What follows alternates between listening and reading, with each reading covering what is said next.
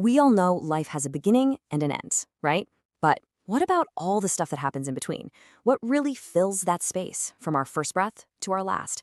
Well, today we're going to dig into that huge question using the incredible ideas of the philosopher Martin Heidegger. So here's how we're going to break this down. We'll start with the big question itself. Then we'll see how the world around us is just packed with meaning. We'll look at how we live stretched across time, why death is, believe it or not, so important, and how it all boils down to the incredible power of choice.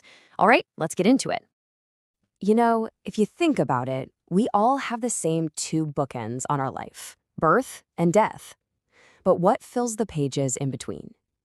It sounds like a really simple question, but how you answer it, well, that can change the entire story of your life. So yeah, this is the big one. This is the question Heidegger really wants us to sit with.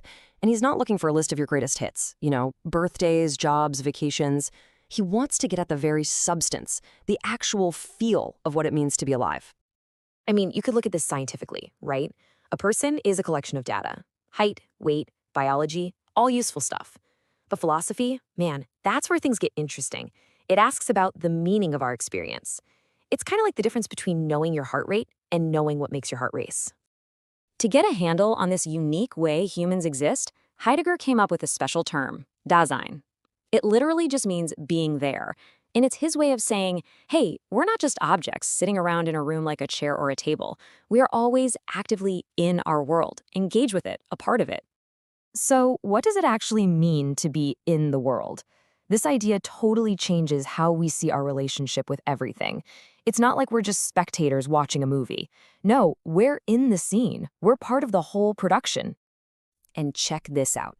See those hyphens and being in the world? That's not a typo. Heidegger did that on purpose. It's to show that we are completely inseparable from our world. You can't understand a person without their surroundings, and you can't understand the world without the person experiencing it. Now, a huge piece of this puzzle is a wild idea he called thrownness. And it's pretty much exactly what it sounds like. It's the simple but kind of shocking fact that we are all just dropped into life. We're thrown into situations we never, ever chose. Just think about it for a second. You didn't pick your family, did you? Or the country you were born in. You didn't choose to be born in this century. And you definitely didn't choose to be stuck in that traffic jam this morning. Our lives are just this constant series of being thrown into things, big and small, that we have to figure out. And because we're thrown in like this, we don't just see a random pile of objects. We see a world buzzing with meaning and possibility. When you see a hammer, you don't just see wood and metal. You see a tool for building something. A cloudy sky isn't just water vapor. It's a reason to maybe bring an umbrella. Okay, so this web of meaning we're living in, it's not a static picture. It's not just what's happening this very second. Our existence is always, always stretched across time. Think about this moment right now. As you're listening, you're using your past experiences to make sense of what I'm saying. And at the same time, you're leaning forward, anticipating what's going to come next, your future. Every single present moment is soaked with where we've been and where we think we're going. And here's where it gets a little mind-bending. Who you are right this second is literally defined by two things that aren't actually here. The past, it's gone. The future, it hasn't happened yet. Our entire identity is built on this void, this seeming nothingness of what was and what will be. And that future we're always leaning into, well, it has one absolute rock-solid certainty.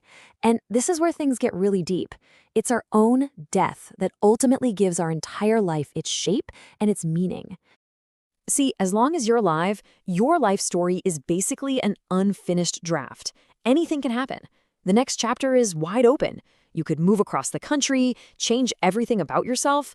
The book is still being written. But here's the powerful part. Death isn't just the end. It's the one event that makes your life a complete story. It's like the final period at the end of a long sentence.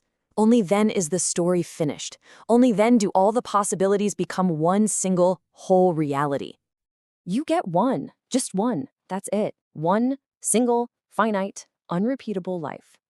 And Heidegger says that truly, deeply understanding this fact, that your time is limited, is what gives every single choice you make its incredible weight and importance. Okay, so if we're just thrown into a life we didn't pick, and that life is running on a clock that's ticking down, What are we supposed to do with all that? Well, this is where it all comes together. It all comes down to the power you have in every single moment. You have a fundamental choice in how you see yourself.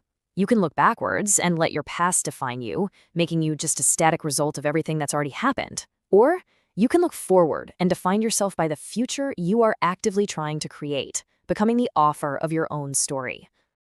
And this isn't just some abstract idea, it's a real process.